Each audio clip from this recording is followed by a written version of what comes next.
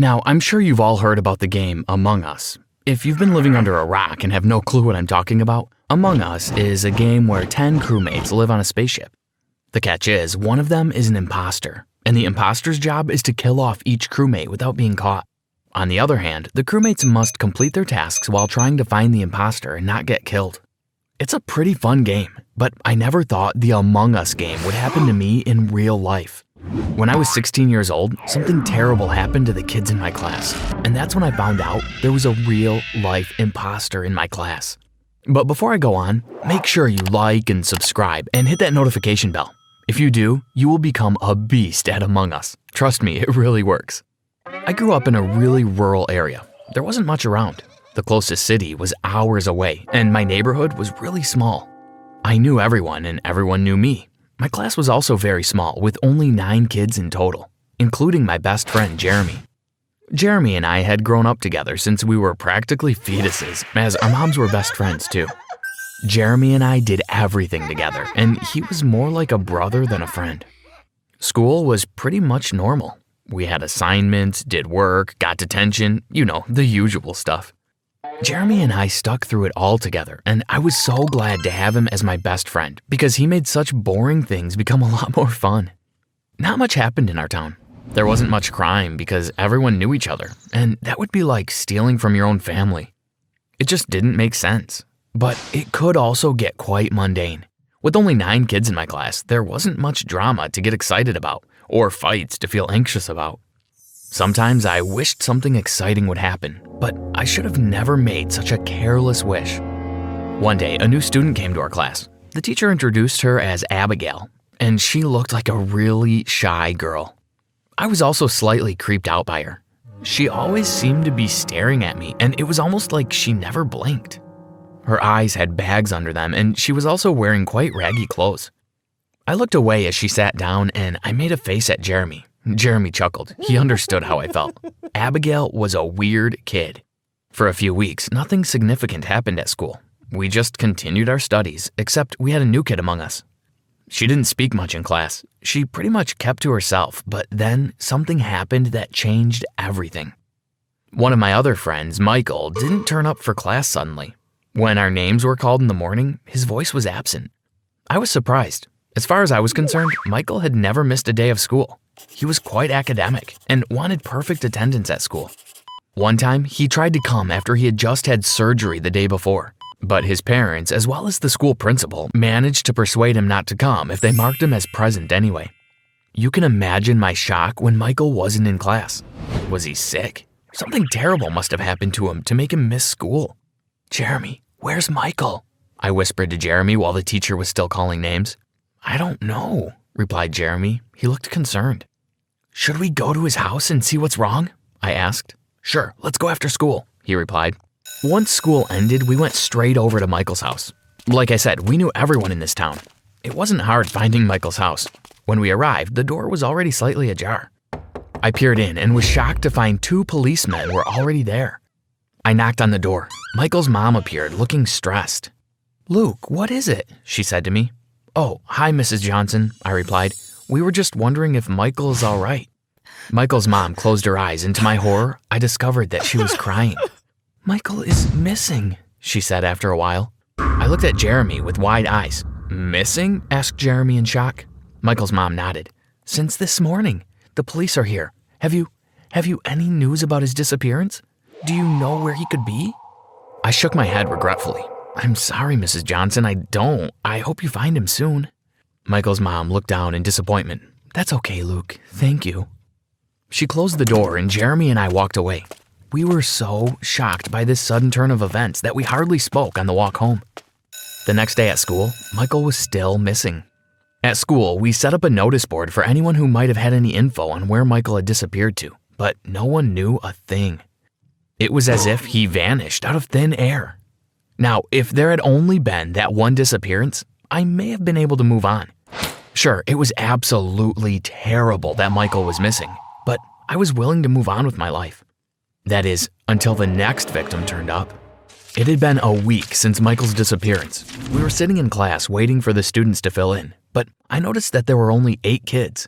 I realized that Emily was missing. Mr. Layson, Emily isn't here. I raised my hand and told the teacher.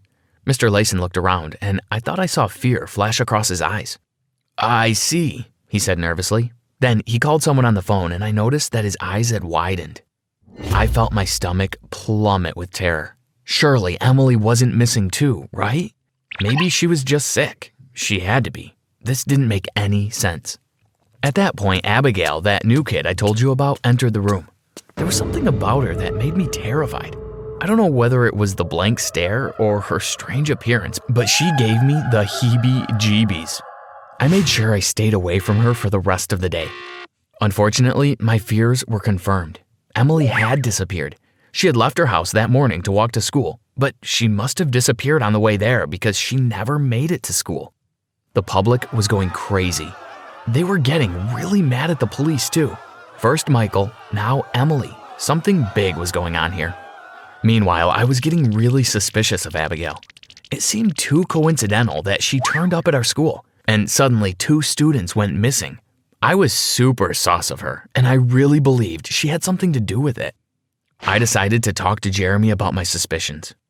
I think Abigail may have something to do with Michael and Emily's disappearance, I said to Jeremy while he was over at my house one evening. Really? He said. Why? It seems like too much of a coincidence that Abigail suddenly turns up and 2 students go missing, you know what I mean? I was scared Jeremy would start thinking I was a freak, but to my relief, he agreed with me. Luke, I've been thinking the exact same thing, he said. I think we should investigate it more, figure out if Abigail is behind all this. I honestly think there's an imposter in our class. I felt my blood run cold. This was starting to get really scary, but I nodded my head anyways, and we made a plan to spy on Abigail. The next day, we followed her home from school. Her house was actually very close to my house, which scared me even more. She entered her home, and soon she was gone. Jeremy and I waited outside, hiding behind some bushes, and then Jeremy suggested we sneak into the garden and take a peek through the window. I didn't want to do it because what if we got caught? But Jeremy eventually persuaded me, and before long, I found myself in the new kid's garden, peeping through her downstairs window. What I saw made my jaw drop. Abigail was in the living room and she was holding something in her hands, and I remembered what that something was. Emily's backpack. That's right, Abigail was holding Emily's backpack. Emily, the one who was missing. I recognized it because it was bright green and had stickers on it. I would recognize Emily's backpack anywhere. I was never so sure of something in my life by that point. I truly believed Abigail was the imposter, the one who was behind these kids' disappearances. I motioned to Jeremy and we fled the scene before we were caught spying. I told Jeremy about what I saw and he looked terrified. We didn't know what we should do next though. Should we go straight to the police? I thought that it may be wiser to wait and see if we could catch Abigail red-handed. After all, we didn't want to tell the police if Abigail could get away free of charge. We needed to make sure she would be arrested for sure, and so we waited. Big mistake. The next day at school, 4 kids were missing. Crazy, right? There were only 4 of us left in class. Me, Jeremy, Abigail, and this one other kid whom I didn't know that well. I was practically shaking with fear. I kept looking at Abigail thinking she was going to lunge at me or something and attack me, but she seemed surprisingly calm. Mr. Layson looked very concerned.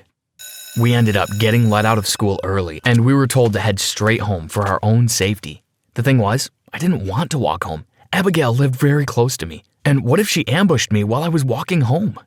I didn't want to disappear like Michael and Emily and the others, and so I asked Jeremy if I could stay over at his house that night, and thankfully he let me. We arrived at Jeremy's house and headed to his room. We were sitting in there for a while talking about our suspicions of Abigail and how we might catch her, when I heard a noise come from downstairs. It sounded like shouting or something. What was that? I asked. What? Replied Jeremy. It sounded like it came from the basement. Don't worry about it, he said. I was sort of worried. What was that noise? Jeremy suddenly stood up and said he needed to go to the bathroom. While he left, I decided to investigate the strange noises. I went downstairs, making sure to step on my tippy toes so Jeremy didn't hear me from the bathroom. I went over to the basement door and headed down the staircase. The noises were a lot louder now, and I was sure someone was shouting. When I made it down, I turned the light on. What I saw shocked me to my core. There was a cage, a huge cage, and inside were all the missing students. Emily, Michael, all the others. They were all locked in this cage like prisoners. In my best friend's basement. I shook my head and rubbed my eyes, thinking I must be hallucinating. This didn't make any sense. Why would they be in Jeremy's basement? And that's when it hit me. Jeremy was the imposter. Suddenly, I heard footsteps behind me and Jeremy appeared. "So, you found out," said Jeremy. He had some rope in his hands. "Jeremy?" I stammered. Suddenly, Jeremy lunged forward and grabbed me, tying me up with the rope. Jeremy tied me to a chair, and despite my protests, I was now trapped.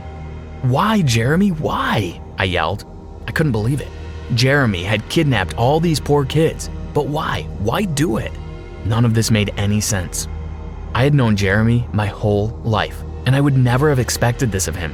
So it wasn't Abigail, but then why had Abigail had Emily's backpack? Then something happened that turned my world upside down. Red lights started flashing in the basement, and a speaker was turned on. A voice spoke through the speaker.